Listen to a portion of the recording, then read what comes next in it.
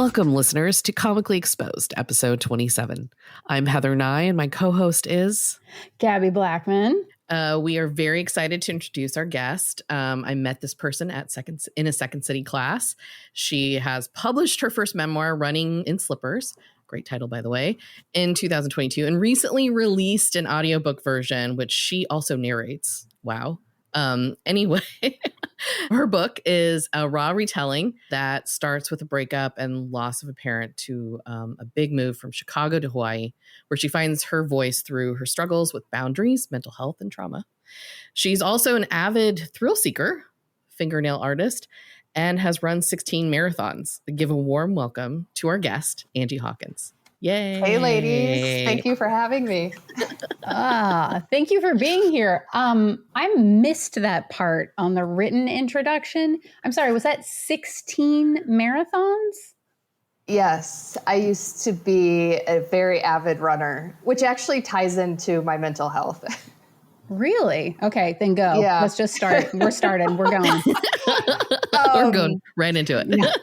So how I started running marathons was I started running. I think it stemmed from my anxiety. It was a way to calm my anxiety. But then it kind of turned into a destructive habit because I became an over-exerciser.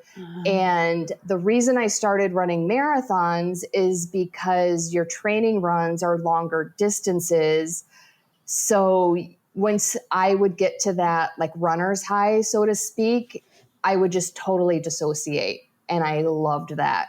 So that's how I got into long distance running. So it was actually a very negative thing, but certain addictions such as over exercising or overworking, those are actually viewed positively by society. So it's reinforced because it's oh, you did really well on this race. And again, that external validation. So it's actually very rewarding. Whereas if someone were addicted to drugs, you wouldn't be giving them that kind of reinforcement. Yeah. Very true. Very true. It has such a trip that society is I also feel, and we can cut this part, but I also feel the same way about weight loss as well. People will compliment weight loss even when it's because of some real bad illness, either mental, physical, bacterial, whatever. And it is amazing that the things that we value as a society and ignore which I'm going to raise my hand. I started this whole segment by complimenting you on 16 marathons. So part of the problem, maybe. It does take dedication and motivation. So there are positive aspects to it, but I don't think my underlying motivations were really positive. Yeah. There's always that subtle line of something that's intended to be dedication. And then it turns into something that becomes disordered, Yeah. And I think there's actually a lot of that in not even just the marathon community, but as you can imagine, because there's now ultra marathons and all these crazy things. Yeah. And if I were to suspect if 90% of these other people dealt with the same things I did, I would probably say that would be true. I don't think a lot of people would admit to it, but nobody likes to run 50 miles, so there's something else going on there. Also, what are you running from? Well, what are you running from? Also, in hindsight, self-harm is not always slitting your wrist or things like that. I think for me, over-exercising was also a way to self-harm because, again, in hindsight, I pretty much hated myself. So it's I don't deserve to feel good. And so I would just literally run myself into the ground. Yeah. So I think there's a lot of going on in communities where they're just doing all the extreme stuff. Yeah. Yeah. I think, it's hard because if you have somebody who has a mental health issue, not diagnosed or not getting help versus someone who doesn't, and looks at it as being discipline and dedication and something else. It's it's a weird fine line, even though it's a literal, like a pit, a giant distance of, of mental health, and not to say that nobody can run a marathon and have mental health issues. It's just the questioning of why. Yeah. Yeah. And also, again, it's like that reinforcement, like, oh, that's so cool that you ran 100 miles yesterday. And Yeah. You get that little high. yes. Yeah. The runner's high, and then also the societal attaboy. Yeah. Yeah. Because you're praised. Yeah. Well, I think we solved it. Yeah, so that's the inside, we did it. Yeah. that's the inside scoop on the running community. Yeah, man. So that's intense. When I was first starting my journey into my own OCD diagnosis and blah, blah, blah, I read this book by, I don't remember. I want to say Shayla Nicely. Anyway, it's called Is Fred in the Refrigerator, about her cat that she thought would be in the refrigerator. And she consistently asked her partner over and over again, is Fred in the refrigerator? Is he in the refrigerator? Right. To make sure he wasn't, by the way. It wasn't like she was out there trying to murder her cat. And she also in college discovered the coping mechanism of running as a way to control everything that was not controllable in her life. And it worked until it didn't. And then it was like, oh, wait a minute. That whole time that was destructive, dude. What? Yeah. Yeah. I did the controlling thing with food. So because I also had issues with food and exercise. All right. Okay. Now we're getting into it. Yeah. Like, this is how bad it was. Like, for years, like way longer. Well, first of all, like my eating disorders started in high school. Like I weighed 85 pounds the summer before my senior year. And then my mom did make me go to therapy for a few sessions. And then in therapy, it came out that I was actually disturbed by what was going on in my family. But then, so once that came out, my mom was like, oh, like, are you sure you want to keep going to therapy? And like, I was in high school. So I was like, no, of course not. So I stopped going to therapy. But, the issues don't go away. But I was a senior in high school. My mom threatened, and I'm not criticizing my mom. This is the story of what happened. Mm-hmm. So she told me, if you don't gain weight, you can't go away to college, which was like terrifying to me because all I had been dreaming of my entire life was moving out of the house and like actually moving to a different city completely. So I just started like eating everything in sight. And then, so like in college, I had kind of like, I would call it binge purge, but I didn't throw up. It was just like eat and then exercise it off. Uh-huh. And then once I started running marathons, like I just got like really skinny, but of course that's praised.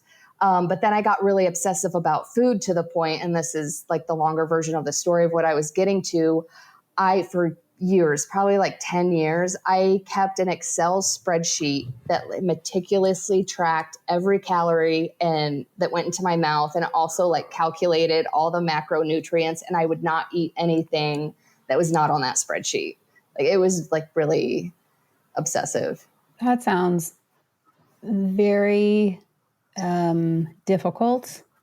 And I'm sorry that you had to go. Yeah, like in hindsight, I didn't even like realize how exhausting it was until I stopped doing it. And it was just like a huge load off my shoulders.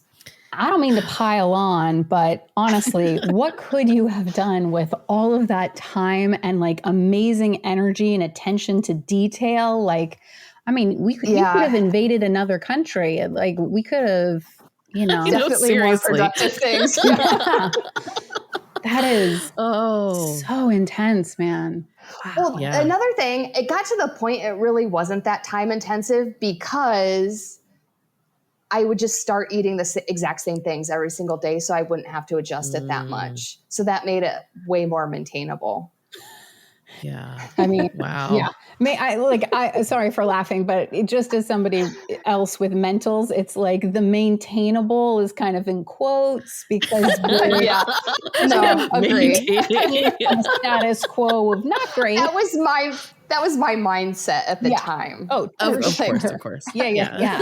Like nailed it, got it done. Exactly. Check it off the list. But I like that you had to reassure us that you were okay. Yeah. Yeah, I remember in the book you mentioning about your mother's need to kind of appear perfect. Oh yeah. Yeah. Oh. Yeah, and having those revelations that, you know, there was a marital difficulty with it between your parents, and she was like, "Oh no, they found out. She found out. Yeah. Now she's going to tell people." And that was in the therapist office. Like the therapist doesn't give a shit. She talks to people like that all the time. Yeah. Well, the main thing was, because again, like I weighed 85 pounds, but nobody in my family, actually, this is the weird thing again. And all of these things, like as an adult, like don't make sense. Not even my friends. I had a boyfriend. Nobody said anything to me. The only person who ever said anything to me was my Spanish teacher, because I was her teacher's pet. Because I was in 4th year Spanish and I had her 3 out of the 4 years and nobody else in my class had. So she just knew me the best. So I was like her teacher's pet. But I remember she approached me and like asked me if everything was okay. I was like, oh yeah, everything's fine. You know, because I didn't want to talk about it. But like nobody said anything to me. So it was like the elephant in the room. But apparently one of my friends' moms said something to my mom, and my mom told me that was embarrassing for her. And that's the only reason why she made me go to therapy, because she wanted to like nip that in the bud. Oh. Yeah. So it's like we could not speak of real things. Like speak out loud. Yeah. Like don't address the elephant. Wow. Yeah. Oh, that's heartbreaking. Yeah. Yeah. It's actually really sad when I like think back to that time, because it's like, it would have been just nice to like have a hug, you know? Yeah. Absolutely. Yeah. If I could hug you. Exactly. I'm hugging you. Hugging. In space. The hugs. Well, and especially because like I needed help, and like my eating disorders lasted until like, so I was 18, like they lasted 22 years. And the worst part is the only reason like the obsessive eating and exercise stopped is because I like hit a rock bottom, and it's like that just became very petty to me, because I was just like I was focused on surviving, like literally. So it's like just all of that stuff just felt very petty to me. So that's the only reason I like overcame it. Otherwise, I would still be that way now. Wow.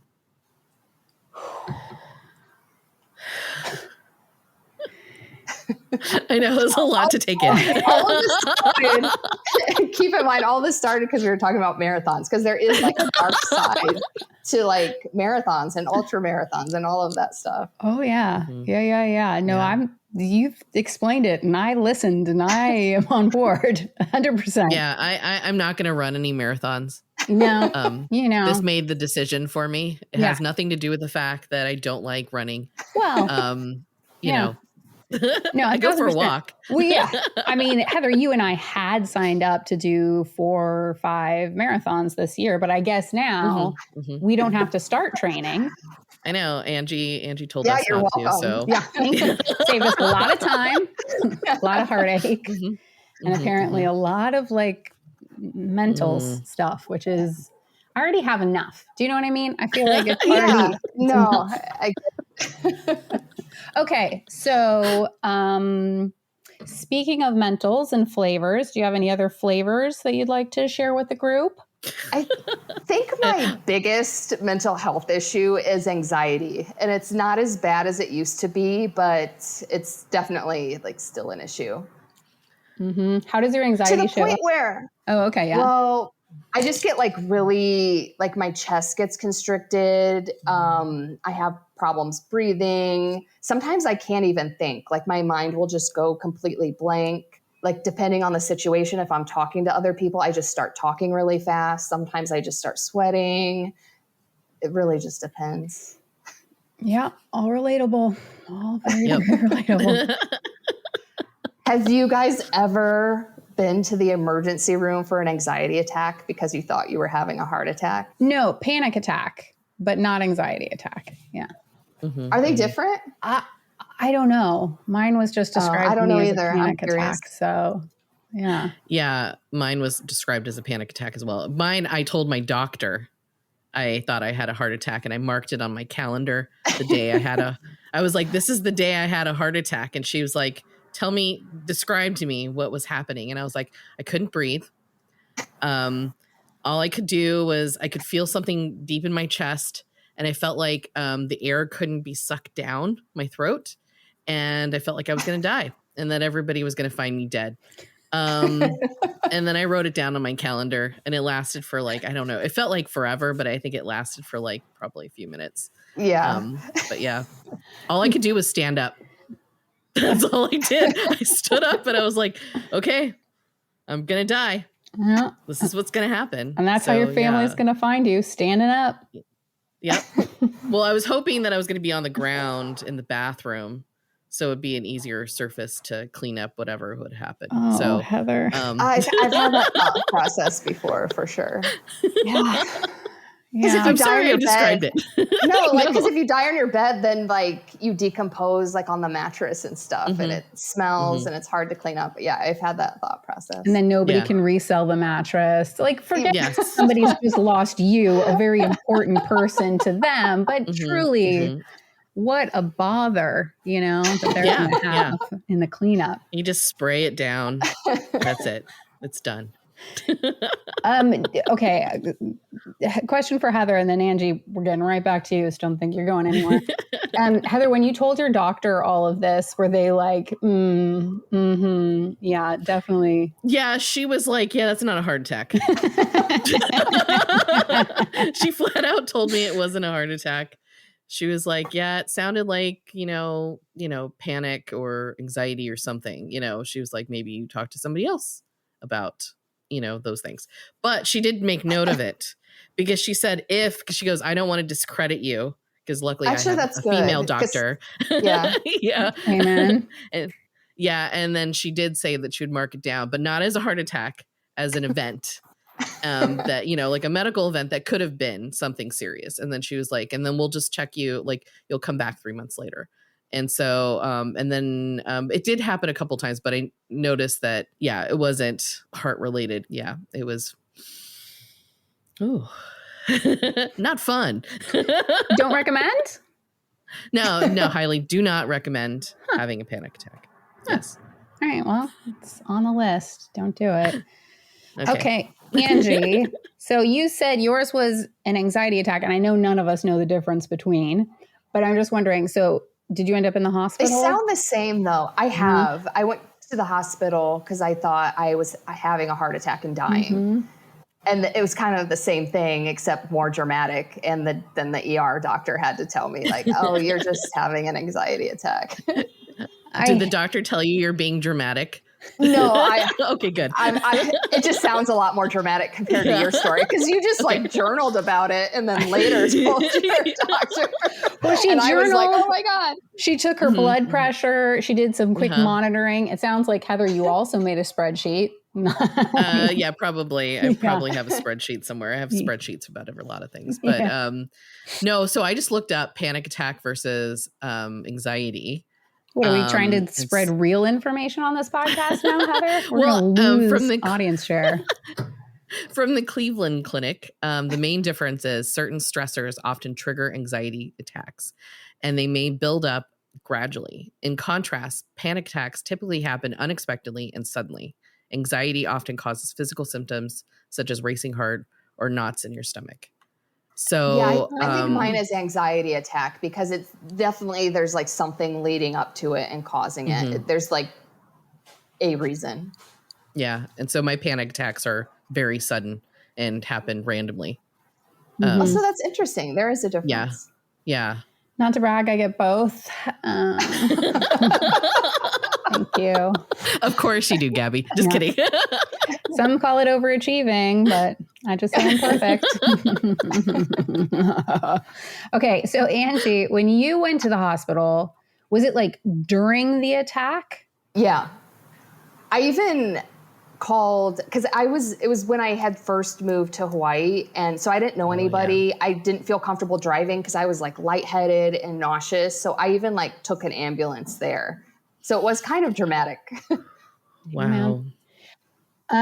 My big panic attack lasted 4 hours, and it was because I was being titrated off of one of the many antidepressants that Kaiser put me on and took me off of because they didn't work. But I did get all the side effects, again, not to brag. And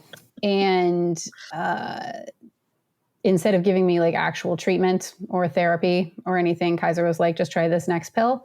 And so titrated down, follow the doctor's orders completely. Turns out I'm real sensitive to medication, and having it leave my system that quickly caused this massive panic attack. It was like a whole thing.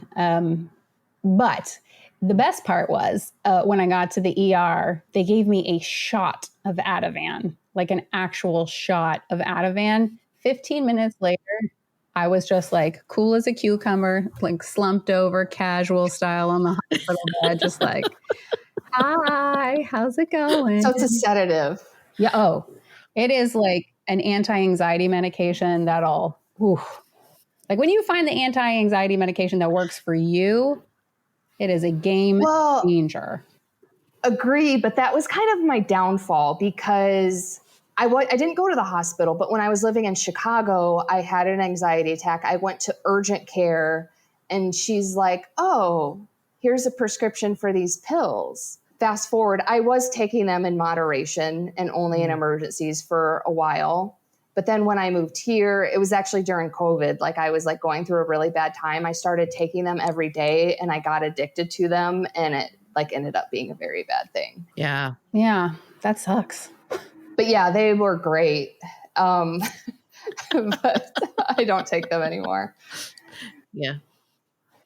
I hear that. So there were two things though from my visit to the ER that was helpful. One was obviously the Ativan, but the doctor said to me, oh, if you ever think you're having a heart attack and you're not sure, do a jumping jack. If you can do jumping jacks, you're not having a heart attack. And that stuck with me.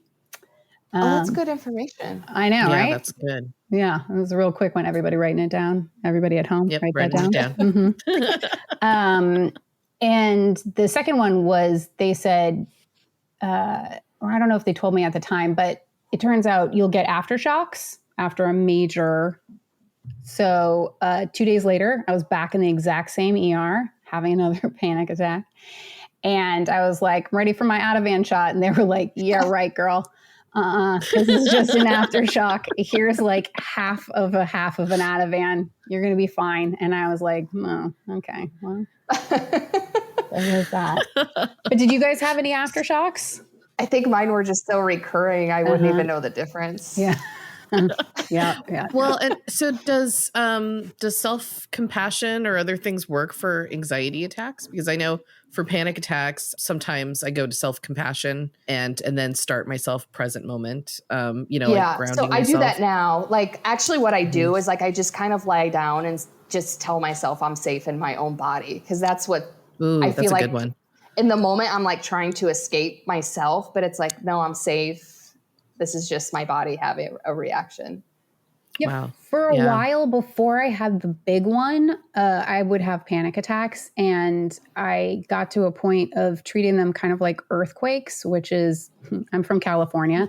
So when an earthquake happens, I put my hands in the air like I'm on a roller coaster, and I just write it out because truly there's not a heck of a lot you can do. So I would do the same thing with the panic attack. I would tell myself, I don't know if this is self-compassion, but I would say like, oh, hey, your body's being hijacked. It's going to last about 15, 20 minutes. After that, things are going to be fine.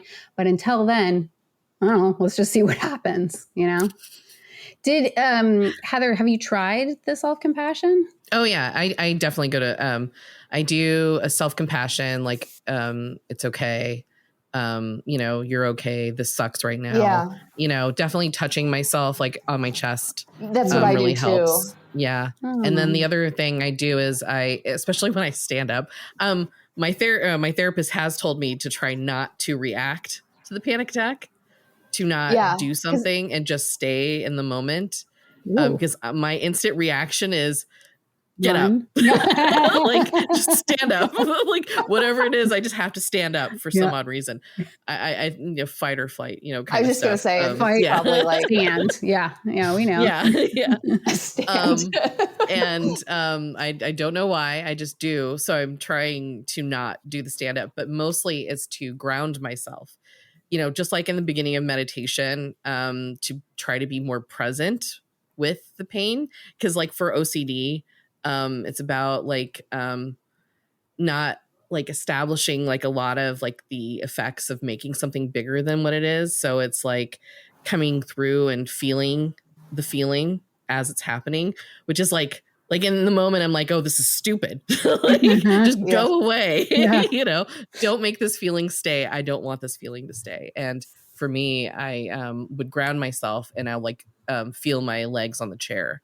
I feel my legs touching the chair. Grounding exercise. Yeah, or feel my hands, touching the surface of whatever. And the other one is to try to do something from outside my body too. See if I can hear a fan or a plane or, dog barking, just like try to focus my mind out and then come back in and try to feel it come through. Doesn't always work in that same way. It sounds good. Sometimes I'm in a total panic and I'm just like, what do I do? Touch the ground, touch the ground, touch the ground, feel the ground. Okay, I feel the ground. It's like, because my mind is like panic, and so it's like everything's happening. And then also the other thing I do now is I allow sometimes the trigger thought, like with OCD, you'll have an intrusive thought show up. And instead of reacting to the thought, because that's the compulsion, is the reaction to the thought, I try to just let the thought be there. Like, they're going to find me dead. It's like, yes, they will. Yeah. But not even reacting to it. Just go. Oh, okay. Yeah. And so it's a new thing that I'm doing right now. A practice that I'm doing, but I don't have panic attacks that often anymore. So that's another thing.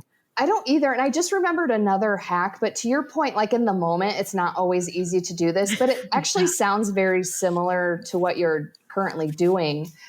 Feelings in your body only last 90 seconds. The reason they last longer is because of the stories we have attached to them. So in your case, it would be like, oh, they're going to find me dead. So like that story is like keeping everything going. So I try to just like if sometimes my thought is more like self-critical, like, oh, I'm not good enough, blah, blah, blah. So I just like feel the feelings in my body and like forget the thought about it and just think, oh, okay, my heart is like feeling really tight or my chest is feeling really tight. Okay, it's really hard to breathe. And I just kind of focus on those things. But it sounds like that's kind of what you're doing. Like you're acknowledging the thought, but like not really focused on it. You're feeling the sensations in your body. Like and staying present with that. Yeah, taking the practice of meditation and trying to like apply it like in real life, not just in that one moment where you're practicing, But like what I just described, sometimes I have had the feeling go away in 90 seconds, but it's not always that easy. It's not. No. Yeah. Sometimes they just want to stick. Yeah. Well, they just want to be your friend, Yeah, true. Yeah. It's like when we tell little girls that toxic thing about like, oh, the little boy's throwing a rock at your head because he likes you. It's the same thing with feelings, folks. Okay. So Angie, you have written a book, I'm sure, as well as like doing other stuff. What is your, how did you get into, there it is. Look at that, running in slippers. Hello. How do you get into writing? Is that the only creative thing you do? So I was a super avid writer as a child. I was an avid reader and writer. I even won this contest when I was in 5th grade. My elementary school had a contest. Like everybody writes a book. So like everyone participates, but I won the award out of the entire school for like having the best book. And I like went on to the next semifinal round or whatever it was called. And I didn't win there, but like it was actually like a really big deal to win out of the entire school. And then I also won like a very minor creative writing contest in high school. And then I went to college and I studied finance, which is not creative at all. So I did not write for a very long time. And then one day when I was living in Chicago, I was running through Lincoln Park and it was freezing cold and I'm running and I come across this scene. It was a steaming pile of dog poop. So it was fresh. And then there was a Louboutin heel like on its side, just one, like right next to the steaming pile of dog poop. And like those are like $2,000 shoes. So this is like $1,000 shoe next to this steaming pile of dog poop. And I was like so intrigued by I actually like stopped running because I was so intrigued. I'm like, is this related? Like what happened here? And I was like so intrigued that I went home and I like wrote a little backstory about like what happened there. And so then I had this idea because I would see all kinds of random things around the city. I was like, I can start a blog and like start taking pictures of this stuff and then write about it.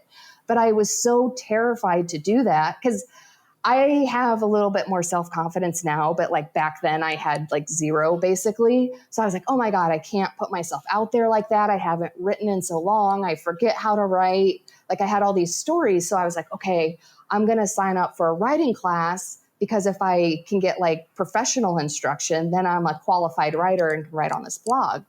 Well, so anyway, I'm searching for writing classes and it's Chicago, right? So there's tons of them, but most of them are during the week. And I had like a corporate job, like all day, Monday through Friday. So it's like the last thing I want to do in the evening is go to like a 3-hour writing class. Mm-hmm. So the only writing class I could find was this comedy writing class at the Second City, Chicago, which was like 4 blocks away from where I lived. Like if I signed up, I would sign up for a comedy writing class like right now. But again, back then, this was like huge because I'm like, I'm not funny. I'm not a writer. Like it was just like so out of my comfort zone. But it ended up like being therapy for me because like my boyfriend, I signed up for this class. I think my boyfriend had already broken up with me, but I signed up for this class and then my dad died and I was just like a hysterical mess. And this like, it was on Sunday afternoons, like this 3-hour on Sunday afternoon was like this huge gift because like we're laughing, I'm writing, like I made so many friends. And the way it works is like anyone can do levels 1 through 4. And each level I think takes like 2 months. So to go through level 4 is like 8 months, which is like a good chunk of time to begin with. But then you can apply to be in levels 5 and 6, which your class writes and produces a show that's performed. So I got accepted into 5 and 6. So like this whole process lasted like an entire year. And I had so much fun. And like 2 of my scenes ended up in the show that we did. And one of the scenes I was so proud of because it ended with a flash mob marriage proposal. So it was the closing scene. And because I think we only had 6 actors. So our director was like, well, the writers have to be in the show. And then like I got to choreograph the flash mob. So I like had so much fun. So that lasted a year. So I'm like, I had so much fun. So I'm like, okay, I'm ready to write. So I started my blog and I like started an Instagram account for my blog, which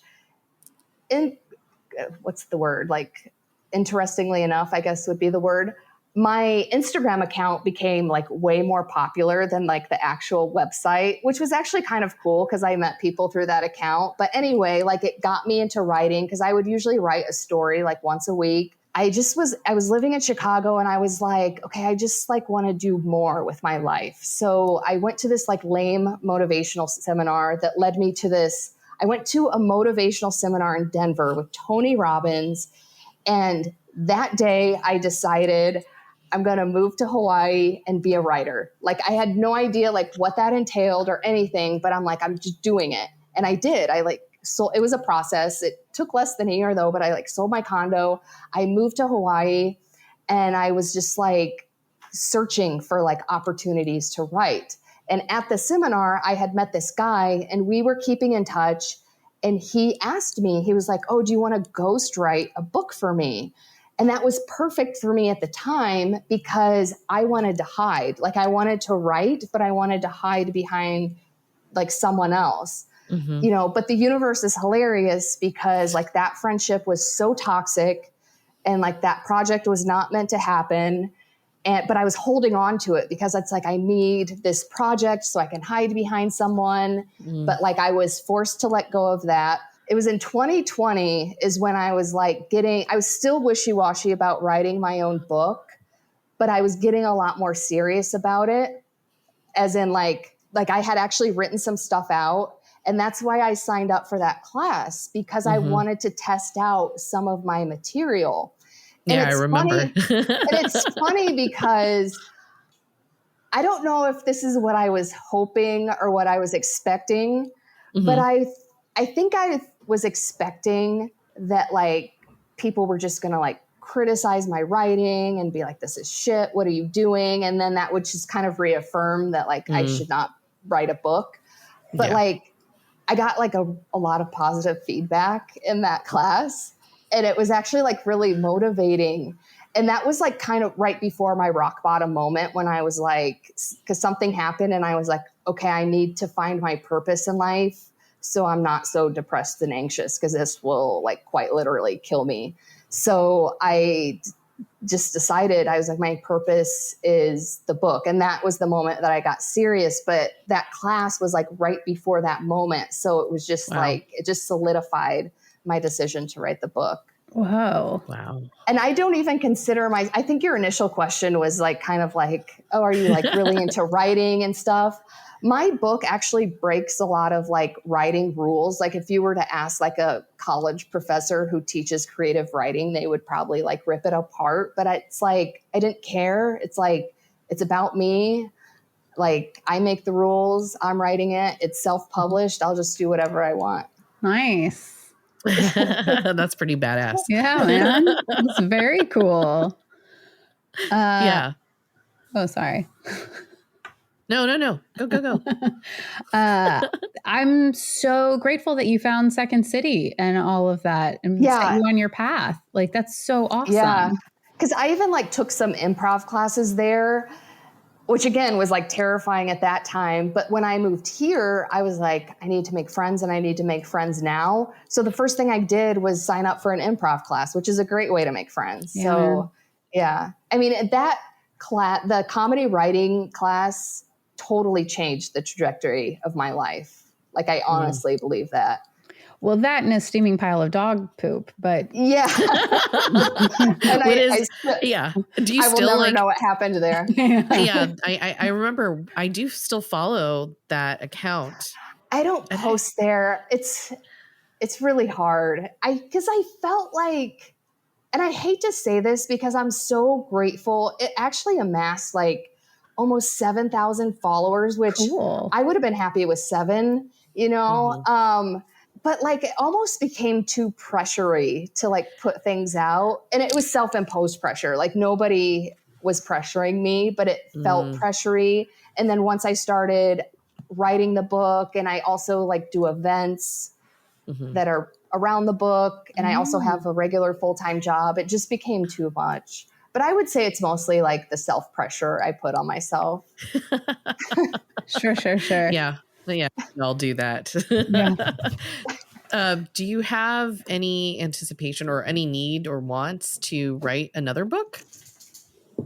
I do. So my original plan was to kind of write the aftermath, because so much has happened since the ending. And it's actually a lot better because I feel like that book, first of all, it's not for everyone because it goes deep and dark in many places. Yeah, there's a couple trigger warnings. So, and I knew that before I even wrote it. Like, I don't want this book to be for everyone, but I don't want to go that style again. And I also kind of want to show people like, this is, if you're like in those deep, dark places, like this is what's possible afterwards. And I actually even had an outline of like, this is what I want my next book to be. But the hard thing about writing a book that's that vulnerable, it like took a lot emotionally out of me, because when you write a book, you read it a gazillion times. And I'm not exaggerating, like during the editing process. And not only that, I recorded the audiobook last year. That was even harder. Like, I thought it was going to be a breeze because it's like I already got all my crying out when I was editing it. But just there's something about speaking out loud. So I was like reliving all of these stories all over again. And I was like crying in places I wasn't even expecting to cry in. And I actually got severely depressed, which is actually another one of my mental health things, after the audiobook for like 3 months because it was like that emotionally draining. So I was like, I cannot do that again. So I do want to write another memoir-based book, but it cannot go that deep and dark. And it can't be in chronological order because I was literally like reliving those times, if that makes any sense. So I need so if I'm editing or doing an audiobook, I need a way to like compartmentalize the stories. So it's actually for selfish reasons that I want to change the format. I just don't know what I want to do yet. I think you mean self-protective reasons. Yeah. No, I when I did read the book, I was like, I was like, wow, I can't believe this is, I mean, she's saying these things, trust me, you know, I can't believe it sometimes. Like, I can't even, like, now that I'm done editing and done with the audiobook, I would never go back and read any of it because I am so embarrassed by some of the things I write about. Whoa. Which is crazy because some of the most embarrassing things, people will like either email me or whatever and be like, oh my God, that happened to me too. So, which totally neutralizes it. But like, I don't think that when it's just strangers reading it. Yeah, I think it's really like, it's so vulnerable, so raw. And I think a lot of people who might be going through something would get a lot from this book. I mean, I know that you feel like, oh God, I just put myself out there. But honestly, that's the reason I wrote it. I felt like I was taking one for the team because the whole reason I wrote it is because even like definitely on social media, everybody has on a mask. But even in real life, like if someone asks you how you're doing, it's like, oh yeah, I'm fine. Everything's fine.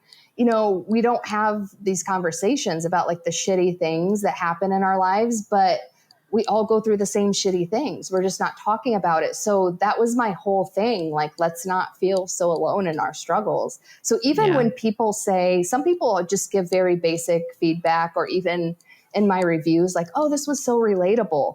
Like that warms my heart. Cause like, that's what I wanted. I wanted it to sound relatable. Like going on someone's Instagram feed is not relatable. No, it's not. It's not. Well, you mean the curated perfection version it's of so everyone's funny life? Because even on Instagram, because my format in my captions is Instagram versus reality. So even if the picture I'm smiling and happy, I'll like explain like, well, my life really isn't this great right now because XYZ. But I still have people make comments to me like, oh, well, your life is perfect because you live in Hawaii, or nice. Yeah. Like people, even though I try to look totally imperfect, people still make assumptions about, or people have assumed I'm retired. Cause it's like, what am I going to do? Post a picture of me working on a spreadsheet? That's boring.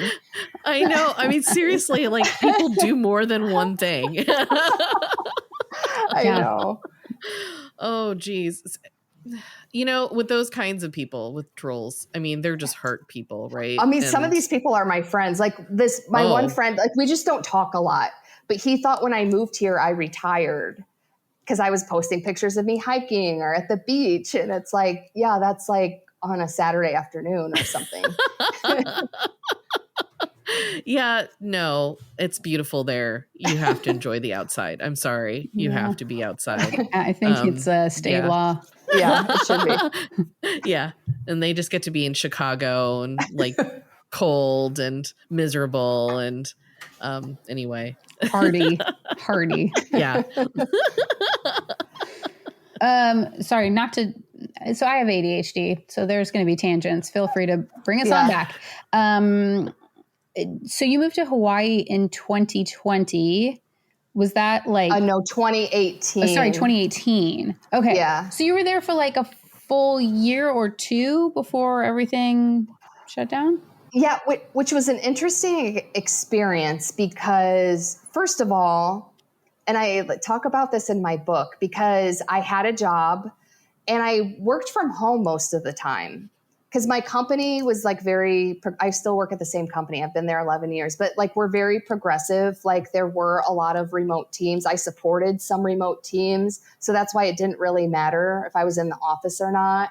And like in Chicago, like, because I lived in Old Town and our office was downtown. So I would take the train and that could be very anxiety inducing. So it was actually really nice to work from home a lot.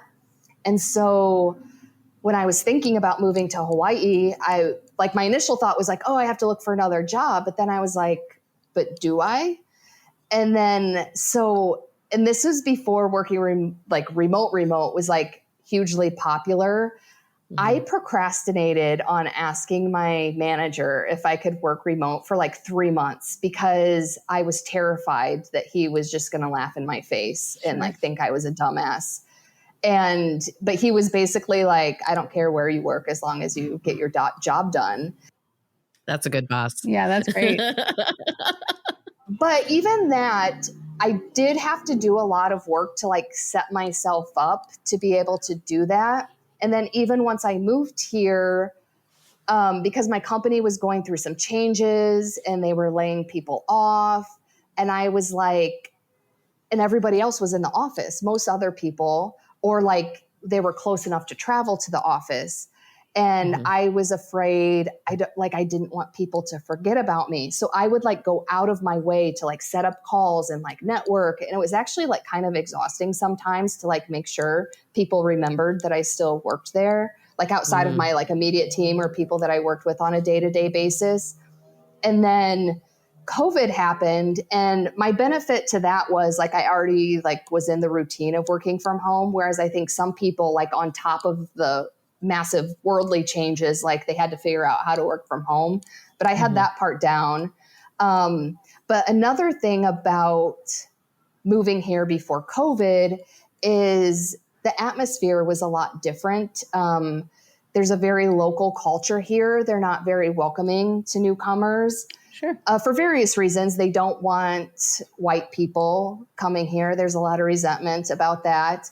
Another reason is a lot of people who move here are transient because they think living here is the same as being on vacation here, which it is not at all. But I happen to know that because I had a friend who lived here. But my point is, because people are turning over constantly, you don't want to like make friends with a newcomer because they might leave. And then it's like, it's sad when people leave because I've already gone through that experience. And so now I get it. But when I was new, it was so hard to make friends, like to the point where even once COVID happened, I like really didn't have that many friends. But then after COVID, or even like kind of during, because it lasted a long time here because we had a lot of restrictions. But when a lot of people started moving here to work remotely, I actually got really jealous because it was so hard for me to like even though it was easy in the sense that all I had to do was ask my manager, that was anxiety inducing within itself. It took a lot of effort for me to like not only set myself up to work remote, but to like be remote and make sure people knew who I was. And then because there were a lot of like transplants who were coming in to work remote, they all made friends like super easy. And I like actually got kind of pissed off because it's like, I didn't have it this easy. I had it really hard. So it was actually harder for me to move here before COVID, but I am grateful that it happened that way. Are you still doing improv in Hawaii? I am not. It's a lot different here. So I feel like a snob when I say this. So the first time I ever took improv was at the Second City. Yeah. And so I took it here and I just didn't like it. Like they were so like, really the only rule in improv is yes and, right? Like maybe there's some other guidelines or whatever, but here they were like rules. And I'm like, I don't understand that. And the girl who runs it, I won't say her name, but she's actually a professional actress. Like she's been on TV shows and stuff. And I think she even lived in LA for a while. So I'm like, I wonder how this became her teaching style. I'm not quite sure, but I just couldn't deal with it. I didn't like it. It felt very restrictive. Like they would stop scenes like, no, don't do that. It was weird. Yeah. Huh. It felt like it stifled creativity. And then me being the kind of person I am, I'm like, oh, I don't want to do anything wrong. And like, I felt stifled. Yeah. And other people who were new to improv probably didn't realize they were being stifled, but that's just how I perceived the whole situation. Yeah, I've taken improv in a bunch of different places now, and it's really interesting to see, everybody's take on it. And it's also, it's like, I love long form improv, and I have very little patience for short, gamey improv. It just is not my bag. And to like, okay, I realize that improv schools are not colleges, but if we could have some transfer credits to go from one to the other, so you don't have to put in another 8 months in order to be able to try out for the house team, like that's just nonsense. And this is my platform. No, they just want you to pay the fee. That's the thing. Right. I know exactly. Let me just pay the $1,200 now, and let's just cut to it, man. That's so funny. Well, but Gabbie's really good, so she doesn't really need to go to classes. Yeah, you've never really actually. I have. Whatever. I have. Mama just keep talking, and nobody knows what you're saying, Heather. So. It's like being gaslit on your own podcast. Every time. I know. Every episode is me just going, that didn't happen, Heather. It happened like that didn't happen. Nope. Yeah, man. Improv is an interesting thing. It's something that I both like am so casual about, and then also can be so snobby and passionate about. Just now I don't feel so bad because I felt like a snob because I told a few people in my class, like, I don't like this. And actually one of my improv friends, his name is Jacob. I still talk to him. He moved to San Francisco, and he actually ended up taking a few improv classes there. And we talked on the phone one time, and he was like, yeah, you were right. It's just interesting. Everybody's individual like styles. Sometimes you're like, yeah, I'm grooving with this. I love this. And sometimes it's like, oh no, don't stop the scene. Don't just let us do the scene. Talk to us afterwards.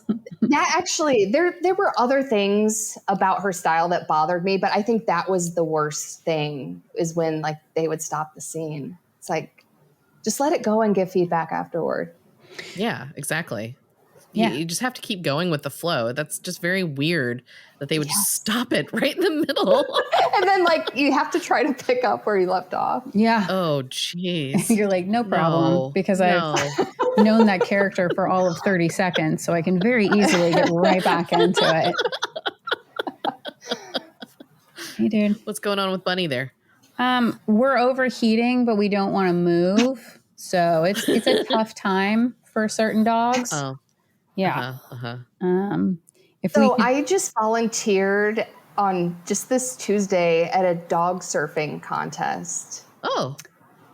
You're going to have to. So maybe you and Bunny should come next year. I absolutely would. He is 1,000% terrified of all water. But that doesn't mean that I didn't take him to Mexico and go whale watching with him. I sure did. He had his own little life vest, and then I strapped him to my chest with a backpack, and then I zipped up my very large life vest around him, so he had no idea where he was. I got to see whales, dolphins, and stuff. Oh, that sounds cool. It was very cool. So yeah, if I had like those horse blinders on him, but like they went all around his face, he would still be getting wet though. I know, he would be so unhappy. It would be very amusing to me though, because most of the time I'm just catering to his every little whim. So whenever he's mildly uncomfortable, I'm like, that's right. I raised you. Go mine the coal. Do you have anything to say? Get your hand off that mic. White man, am I right? Have to take up too much space. Yeah, exactly. Okay, so we've talked about, I think, most mentals. Is there any other ones we haven't touched on that you want to delve? We don't have to delve into all of them, you know. Yeah, Yeah. well, I forgot until, because I was talking about my audiobook, I got really depressed. I can swing from anxiety to depression. I think, honestly, I think it's because like anxiety is kind of like being up and that's exhausting. And then I think I just get depressed. Sure. Yeah. I think they're just two sides of the same dang coin, personally. Yeah. They are. That is another circular seriously. Venn diagram. Yeah, I hear you though. Have you ever tried any other therapies? Because I know Gabbie has spoke about this before with the, what was that therapy that you went through? TMS, transcranial magnetic stimulation. What is that? For depression. Big fan. They put this big magnet basically to your head and they sort of angle it. Okay. So they done a bunch of studies and they took a bunch of MRIs of depressed people. And it turns out in the vast majority or all of depressed people, there's a certain part of the brain that's basically dormant. It is no longer has electrical firings across the synapses. So what this does, it's kind of like doing a little jump start on the brain because electricity and magnetism are perpendicular forces. So where you have electricity, you also have magnetism. But instead of doing electroshock therapy, which has come a long way, but does have a lot of interesting side effects, especially in the older methods, using magnets and doing sort of a magnetic pulse, you have two magnets where they cross, they start an electrical little current there. So it basically is like little jump start on that part of the brain. And then they've done other functional MRIs and that part of the brain is now firing like normal. For me, the first time I did it, it's a 6-week treatment, 5 days a week. By the third week, I could taste food, the world had color, and I experienced joy again for the first time in a couple of years. So it was big recommend. Although the thing is... What is it called again? I called it magnetic stimulation. Yeah, that's true. The first part is transcranial. Oh, yeah, transcranial. Mm-hmm. I should really get paid by them because I have been... I know. Along with diagnosing everybody with ADHD, I'm also like, you can try TMS. Let me just tell you. But I would say not everybody that I've suggested it to has had like the same results as me. One friend who I met in OCD training group. Group therapy. Yeah. Outpatient fun. She said she went from being really angry to really sad. Because, interesting. Yeah, because they also have TMS specifically for OCD, which I also did. That was very helpful as well. But I think it took away, like this was my interpretation, was it took away that layer of anger that was protecting her from like what was really happening. Yeah. I actually kind of know what you're talking about because one of my neighbors, I think she was in college, like she did like this free brain study or something that someone else is doing, and they scanned her brain, and her part of the brain, like because there's the part that you're referring to where like depression would be. Yeah. Hers was like, basically she cannot get depressed. Wow. Yeah. Very and cool. It had something to do with like sadness and anger too, but I can't remember what. So this isn't a good story. But that's okay. This is another not good story. And another not good story. I went to college with a girl who could not feel fear. Oh. Uh-huh. Well, I wonder what that feels like. Yeah. But that almost seems bad because then you wouldn't be scared about like crossing the street without looking or. Yes, there were the occasional bad consequence, but she also basically, and again, my interpretation, lived life like a white man of a substantive size. Do you know what I mean? Like went into rooms, believing that she belonged because she didn't have any fear that she didn't. She started businesses because she felt like she could succeed because she didn't have any fear that she couldn't. Like everything was just, it was like, just being around her was like, we can do this. And she's like, why not? I'm like, oh, why not? Indeed. It wasn't like she was doing anything crazy either, you know what I mean? Yeah. It's just like, hey, we can have fun. I'm like, can we? Yeah, we can. Okay.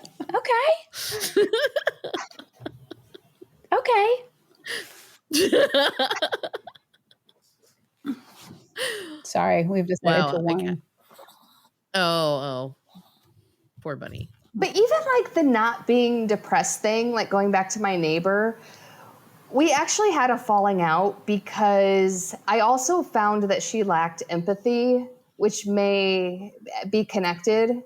So like there could be downsides to like not feeling certain things at all, even though they're perceived as negative. Oh, sure. Agreed. Yeah. I think everybody should have a healthy diet of everything, including suffering. Yeah. Not to say that human beings, I think every human being goes through suffering. That was mean of me to say, but.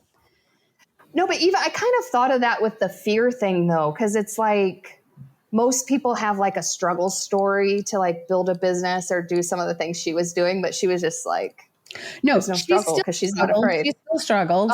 But she just didn't struggle with the confidence to do it. She didn't struggle with there was no like self-doubt aspect to it.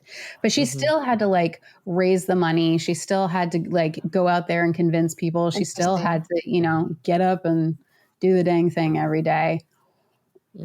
But yeah, that was just. I guess like since fear would be my biggest struggle, that's what I'm focused on. I know. This is what I'm saying. And I also this is going to be full circle. You ready for this? It's like how much of it, the fear that I would say we feel in this group right here and maybe at large is society saying that women should have, because one, that's how they stay safe, which is really fucked up. If you think about it, that we have to be the ones who are in fear in order to stay safe. Like, how about if men are the ones who just don't go around hurting people? You know what I mean? Yeah. You know, and again, there should be more women murderers. Today. What? I had a similar thought today because I'm going to the Philippines in a few weeks, and I have heard it's not super dangerous, but it's not quite as safe as like, for instance, Indonesia. So like I've been told like just kind of basic, don't wear expensive jewelry, etc. But I was talking to someone today and he was like, oh, be careful, blah, blah, blah. And I kind of got angry because it's like, why should I have to be careful because other people are assholes? Yeah, that's what I'm saying. Yeah. So it's like how much of this fear that we all hold with us was kind of shoved at us from perhaps an early age and told that it was our responsibility. And then how much of it is our actual wiring, you know? Unknown. Yeah. But that was my tie-in. Yeah. Forget what we were talking about. No, that was good. Thank you.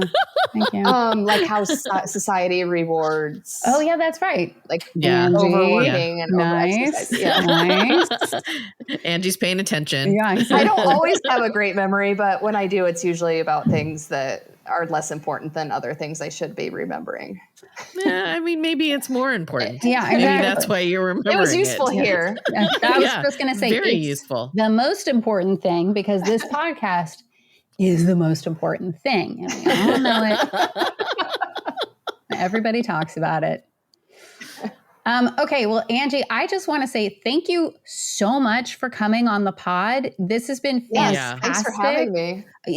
You went deep, girl, and I really appreciate it. I appreciate how vulnerable you've been with us and open. And I think it was like so relatable, probably not just to Heather and I, but to our audience at large. And just thank you so much. Yeah, thank you. Thank you You're so welcome. much. Thank you. Do you have any last things you want to scream at us? Do you have any like other creative projects you want to talk about? Do you want to tell everybody about the Philippines? I don't know. Well, I don't know about the Philippines yet. I would just say, because I could definitely go a lot deeper, but yeah, there'd probably be a lot of trigger warnings involved. So if you are interested in going deeper, I recommend reading my book, Running in Slippers. And yes, the audiobook is narrated by me. I heard feedback that I don't listen to a lot of audiobooks, but I've heard people love that when the author reads their own book.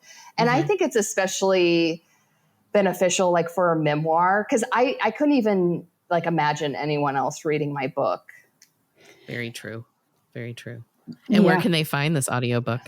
The audiobook is available anywhere audiobooks are sold. And then paperback is available and Kindle on Amazon. Ooh, Running in Slippers. I'm so happy you bought a paperback. Yeah. I don't have a ton of paperback sales, so I feel like it's almost a collector's item at this point because everybody buys Kindles. Nice work. Oh, I like the physical. I like physical copies. I'm old school like that, so I guess. And you have a nice bookshelf to put it I on. know. Oh, seriously. Yes, I do. Very cool. Well, that's the end of the pod. Yeah. So goodbye, everyone. Bye, everybody. Bye. Bye. Bye. Bye. Bye-bye.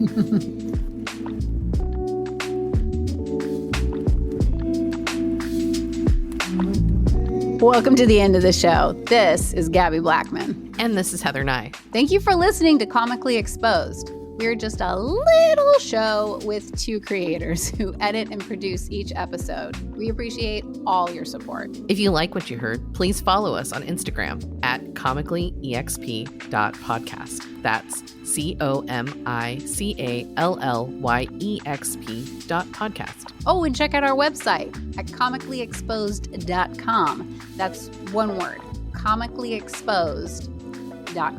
Where you can contact us by text or even leave a voice message. Or subscribe to us on Apple Podcasts, Spotify, or wherever you listen to podcasts. New episodes drop every other Wednesday. Also, special thanks to Track Club and Goldenfinch for providing the music. Thanks for listening. And hey, everybody, today is a great day to expose yourself.